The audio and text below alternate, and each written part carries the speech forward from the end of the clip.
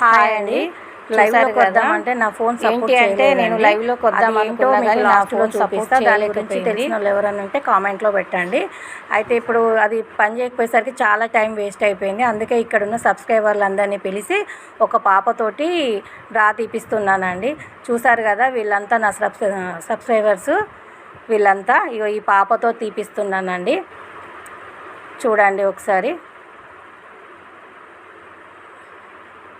చూసారు కదా, ఆ పాపతో తీపిస్తున్నా. మరి ఎవరింటికి ఆ లక్ష్మీదేవి వస్తుందో, ఎవరింటికి వెళ్తా అంటుందో చూడండి ఒకసారి.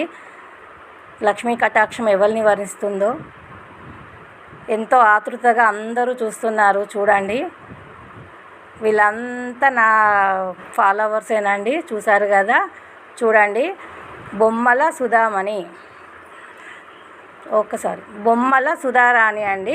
రిబ్బన చూసారు కదా. ఒకవేళ ఈమె రిబ్బన్లో ఉంది కాబట్టి, దగ్గర కాబట్టి వచ్చి ఆ తల్లి దయతోటి తీసుకుంటేనేమో ఆఫర్ పెట్టింది, తీసుకోవచ్చు బ్లౌజు. లేదు అంటే మీరు అడ్రస్ నాకు వాట్సాప్కు సెండ్ చేస్తే నేను కొరియర్ చేస్తాను. చూసారు కదా, బొమ్మల సుధారాణి రిబ్బన.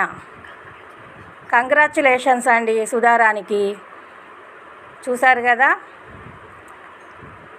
చూడండి మళ్ళీ చూపిస్తున్నాను.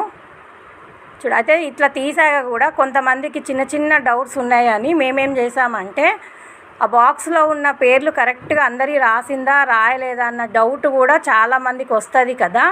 అట్లాంటి డౌట్ రాకుండా ఉండడం కోసం కూడా మేము చిన్న ప్రయత్నం కూడా చేసాము. చూడండి, ఇప్పుడు చూపిస్తాను అది కూడా. అక్కడికి వచ్చిన ఏమన్నా డౌట్ లాగా ఉంటే ఏమో అనుకొని ఇక్కడ 2-3 సబ్స్క్రైబర్స్ కూడా ఇట్లా ఓపెన్ చేసి చూసారండి. మేము అన్ని పేర్లు రాసాము. చూపించండి, 2-3 చూపించండి. చూడండి ఫ్రెండ్స్, ఇట్లా అన్ని కొన్ని పేర్లు రాసాము. చూడండి ఇవన్నీ. ఎందుకంటే మరి అందరూ డౌట్ పడతారు కదా, ఒకళ్ళ పేరే రాసి. అసలు ఆ రిబ్బన్లో ఉన్న ఆమె ఎవరో కూడా నాకు తెలియదండి. చూసారు కదా, ఇలా రాసి పెట్టామని. మరి అదే అందరూ మీరు ఇలా అనుకోకూడదు, అందుకని ఇవన్నీ చూపిస్తున్నా. చూసారు కదా, ఓకేనా ఫ్రెండ్స్? బండ ఇది అండి